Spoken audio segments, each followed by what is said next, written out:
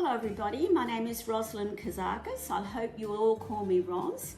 And today we are going to make Castelloresian Gatomari.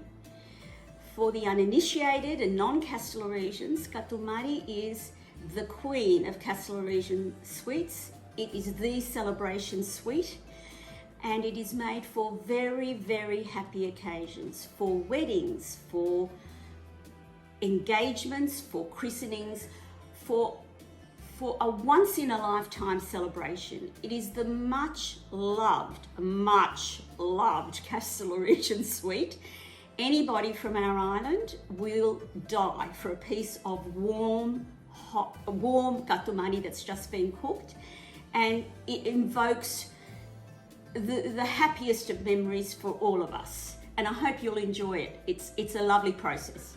Before we get started, I'll give you a little background on Castellorizo. Castellorizo is a very tiny island and one of the most remote Greek islands. It is tucked away near Turkey, very close to Turkey. And because of its remoteness, going back 100, 200 years, there was difficulty in accessing fresh produce. So they made do with what they had. And the Castelloresian ingenuity comes forward, a very clever bunch of people, Castelloresians. So with the basic ingredients of flour, water, a splash of oil, a pinch of salt, a tiny dash of vinegar, and the secret ingredient, which you will soon see, butter. Those basic ingredients ended up being the most luscious, the most decadent, the most beautiful, and most loved of all the Castelloresian sweets. Not much in produce, but a result that's wow, wow, wow. Come and join me and let's start with the dough. Come on, let's go this way. Okay, here we are. There's two ways to make the dough. If you wish to be traditional, you make it by hand. If you want to be a little more modern and a little bit lazier, you can use a stand mixer, and we're going to use a stand mixer today. Here we have in the bowl our flour, 500 grams of flour. I use bread flour, the 00. Plain flour is fine. We have our pinch of salt. I'll just put a bit extra for luck. Then we will add our 1.5 cups of tepid water. At this point, I normally put the machine on, so just bear with me. I will start it very slowly. And I will be adding oil and flour simultaneously. Just drizzling it in.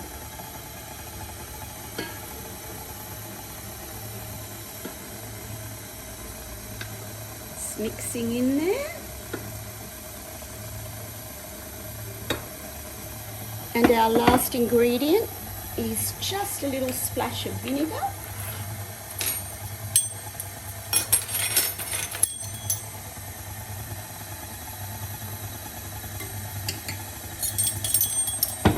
Now, our dough is incorporating. So I'm going to turn it up just fractionally so I can get a better mix. Here it goes, it's incorporating now. I'm just going to switch it off and wipe the sides down.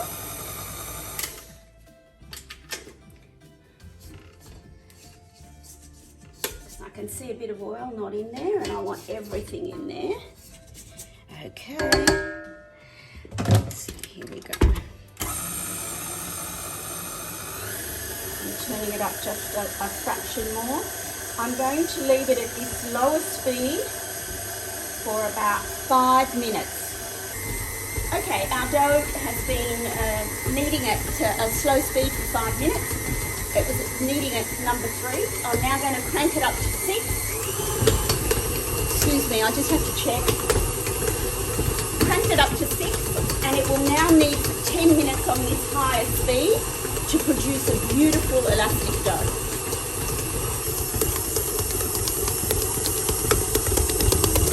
Our dough has now been kneading for 10 minutes in the machine. I'm going to switch it off. I'm going to take it out of this bowl and transfer it to a glass bowl and let it rest. The tip of the day is the longer your dough rests, the easier it is then to roll it out and make the bitter, which is the basis of the sweet, of course. So if we were to take this out now and try and roll it out, we'd have great difficulty. So we're going to let it rest for about an hour. The longer you leave it rest, an hour and a half, 2 hours, the better, the easier it is. There's the dough, it's nice and elastic. I'm going to remove it from the stainless steel bowl. There's no reason I do this other than I just don't believe it should be in a metal bowl for too long. And you can see it's quite a sticky dough, don't worry. It's quite normal. That'll give us the stretch we want later, this stickiness. And there it is. And now I'm just going to cover my dough. A bit of butter. And then with a tea towel. Okay, we're back. I have put my apron on. I'm putting my glasses on because I've got to do some work now. I've got to see what I'm doing. I'm putting my hair back and we're going to make Gatomari. So, we're ready. Let's go.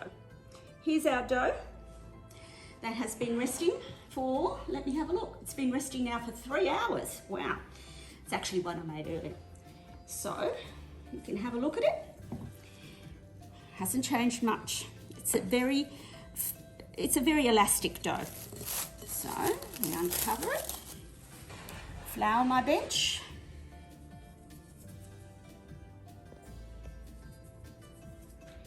And I may just take it all out. Give it a quick little hand knead. Cut it in half and then we'll start. Okay, so here it comes. Don't worry if it's looking a bit, how am I going to work with this? It'll be fine. This has to stretch out to a fairly thin sheet. So this consistency is about right. I used to be scared of it being like this, but I'm used to it now. There we are. Yep, I can feel it in my hands. It's elastic. That's good. That's really lovely. So I'm just going to cut that roughly in half. You don't need to have scales or measure. In Castellotti's 100 years ago they didn't have scales. I'm going to put that back, put our tea towel back on it. That will be our second one.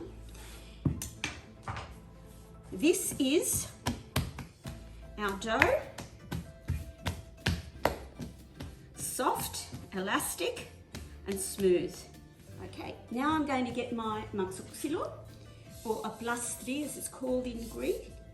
And I'm going to say, oh, just a minute, I have to take my watch off because I have to stretch the dough. I can't have that on. So, with my dough, I'm just going to flour the surface a little bit. Okay, I'll flour the top of the dough again. And with my maxoxilo, I am going to now try and open this into a large circle. Now, if it doesn't end up looking like a circle, that's okay, don't panic. It should be fine. Because when you see the end result, if it's not a perfect circle, it's not the end of the world. So now, it's moving well over the counter. I'll just flour the top of it again. I'm going to flip it. I want to make sure there's plenty of flour. Okay. Opening it up into a circle. My earliest memory of opening a circle is when I was in my early 20s. We had a lesson with my mother, my sister and I. And we made about 10 Gatomari, a big job. And my mother was so good at these darn circles, I tell you. There's two ways to open fillo. You can do this in a stretching method, or you can do the Kazzie flip method. It's not just a Kazzie method, but I'll show you the flip now. let's just hope. The first thing we do is we flour the top of the Gatomari really well because we don't want it to stick on top of itself. And we get our maxoxilo and we stretch it ever so slightly. See, it just stuck a little bit there, but that's okay. And we flip it. And that just gives you a little bit of length. See how I've got my circle back? So let's just open it up a bit more, and we're going to flip again in a sec. And if I just come around here, I might be able to just get that. Yep. So this time, I'm going to flip from this side. Don't get overhung up on the shape and if it tears, if it's not quite, if it's, because in the end, it'll all be fine. When you see what we do in the end, the perfection isn't now, it's later when you taste. Flip, over she goes. See, it's getting bigger, slowly, ever so slowly, getting bigger, getting bigger, getting bigger. Okay, now I'm going to do a bit of stretching. The way I stretch my dough, I can't say I actually remember my mother doing it. I think she did, but I'm not absolutely sure. But you can see I've got not a bad size. Now I've got a bit of a, that's a bit really thin there. I've got to try and make sure that doesn't tear.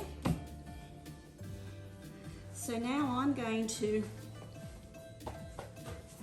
try and stretch, and I use my forearms for that.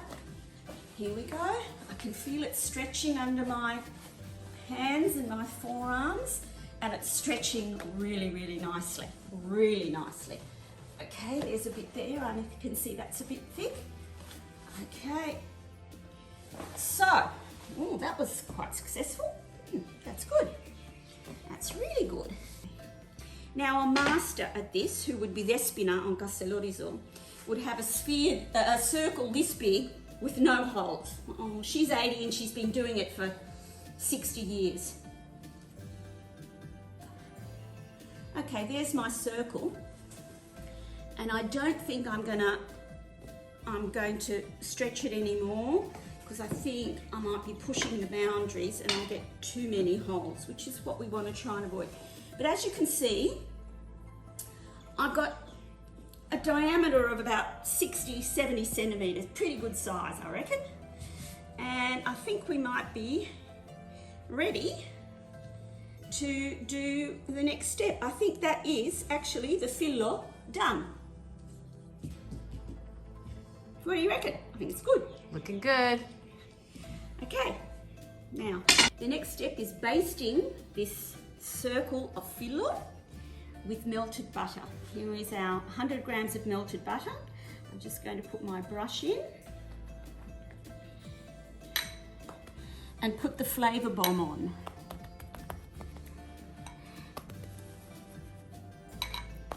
Now, it takes quite a bit of butter.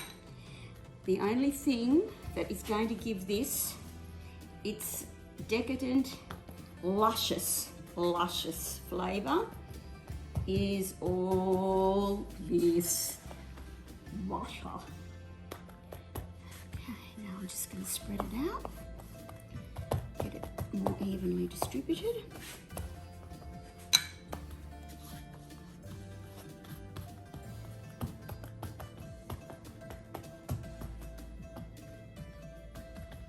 Okay, that looks pretty good to me. All good enough. So now is the next step in the Katoumari. Now this process is where we are going to fold all this fillo in on itself. So how are we going to do this? A la croissant style, perhaps? No, easier. We go into the center and we make a circle and we open it up and we fold it back on itself. That's why you need to baste the entire surface of the fillo. So we stretch and take it back on itself. And what we're doing is folding all this luscious butter soaked fillo in on itself. That's why holes are not an issue. See, doesn't really matter. A little bit thicker, a little bit thinner, doesn't really matter. Don't sweat the small stuff. Don't wrap this too tightly. We want it to be a loose fold if you can, because we need it to flake over on itself. Now here I've got a little issue. I'll just take that round. Take that round. I remember my mother doing this actually as I'm doing it. I've got a vivid memory of that. She used to do that at the end. Isn't it funny how things trigger your memory? Okay, so we're all rolled back on ourselves. So we have a large circular coil. So now we're going to break open our circular coil there and do our squelching. I have excellent memories of the squelch. What we're doing is we're distributing the butter. We are just solidifying the coil. We've got this here. Not too hard, but definitely incorporating it all. Okay, so that looks pretty good to me. Might need a little squish there, a little squish there, another little squish here. Done. Don't have to be over scientific. Now we coil. Make 2 coils. So our rope is coming in on itself. They're going to meet in the center in a minute. Oh, that one's a bit loose. You don't want it loose. You don't want it tight. You don't want it loose.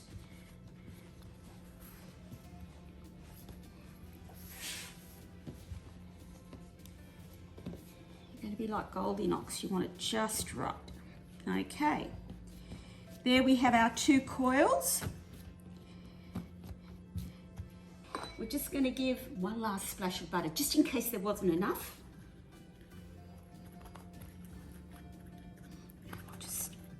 Both a little going over.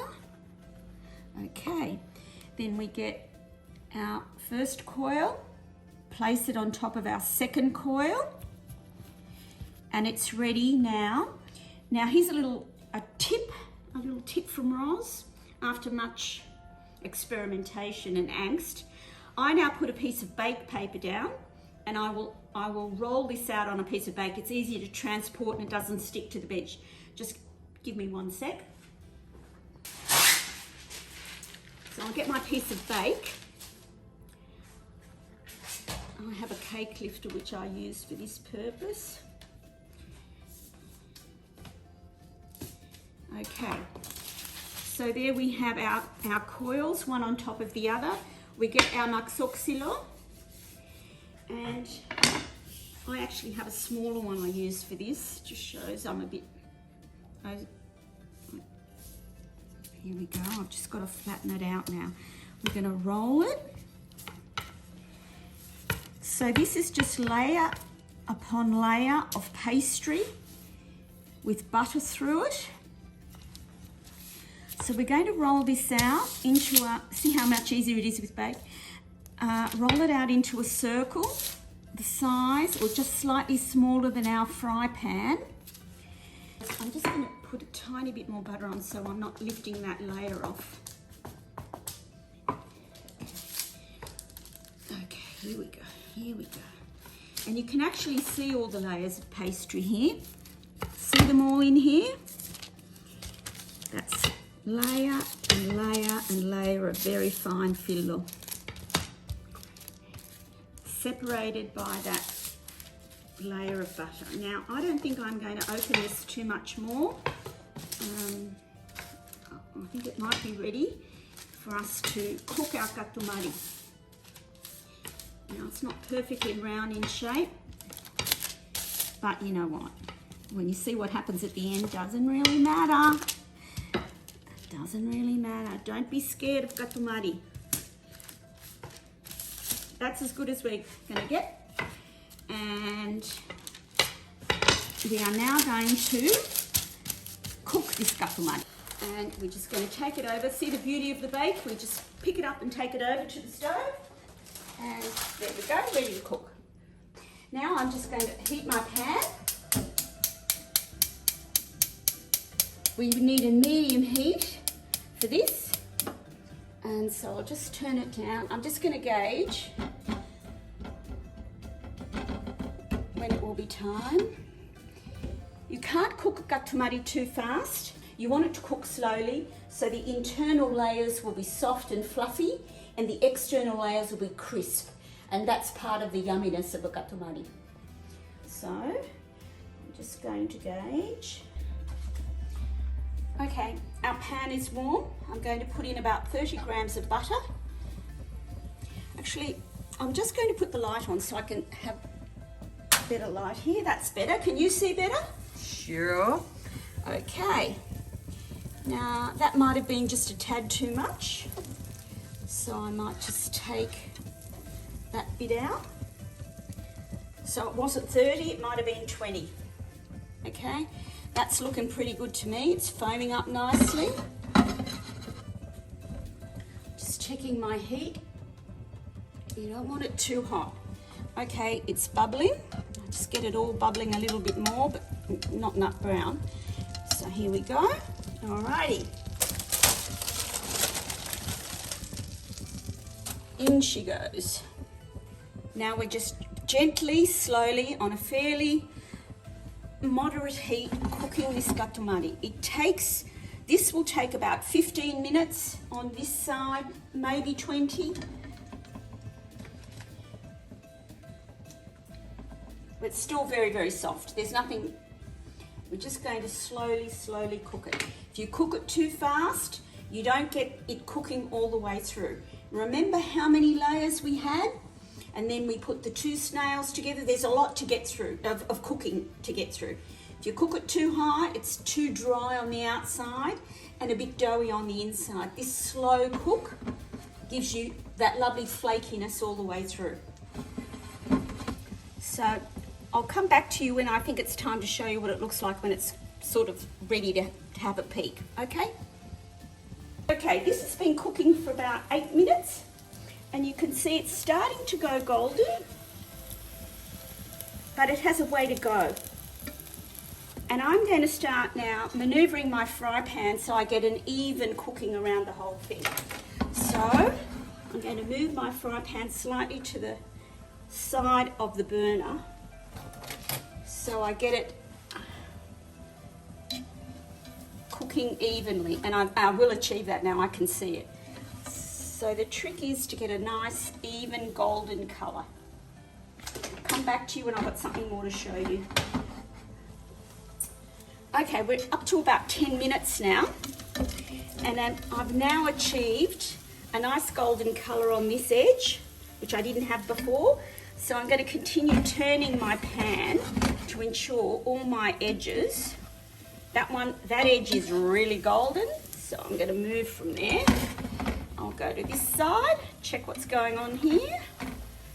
Not too bad. I'll leave it there a minute or so, less maybe, and just keep going.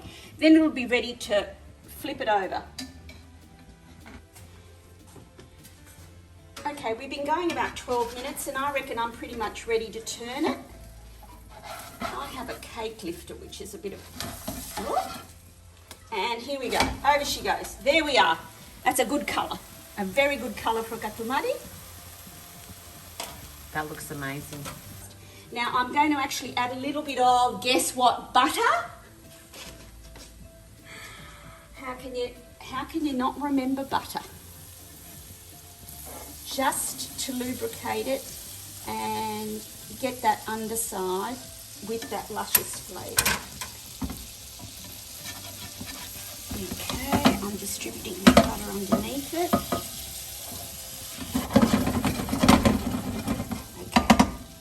Now this side, of course, is going to cook faster than the other side because it's already warmed through. So this side will not take, as long. Maybe 10 minutes, maybe not, but we'll see. Okay, I'll just check our Gatomari. Oh yes, definitely ready, lovely. Now we'll just take it for the next step. Now can you imagine 100 or 150 years ago, with all of our conveniences today, how difficult it would have been for these women to make this Gatomari on an open fireplace without all our lifters, separators, spatulas, etc., etc. How lucky we are, and how grateful for the heritage we have for those women that have taught us this. Okay, here we go. Next part of Gatomari. We take our Gatomari and we take it over.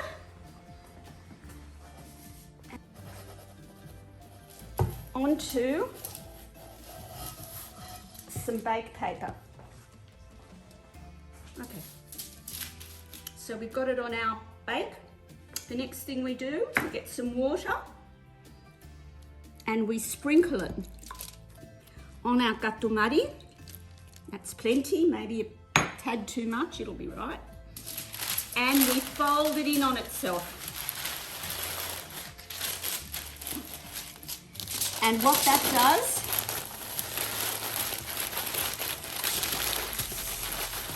it exposes, look at the layers, look at all those luscious layers, look at it all. Crunchy on the outside, soft and squishy on the inside. Now, we get our sugar and sprinkle generously with sugar to get it all the way through those layers.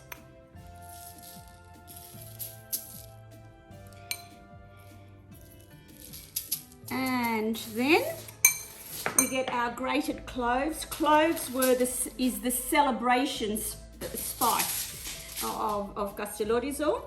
Ground cloves. Everything is in abundance. Don't scrimp on any of this. This gives it its flavour. The smell emanating from the Gatomari now is just indescribable. So I'm just going to hold it in on itself again.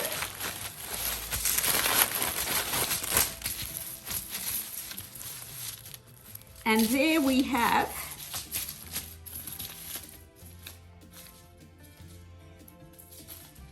Castellorizo Gatomari finished. But first, just in case, the taste test.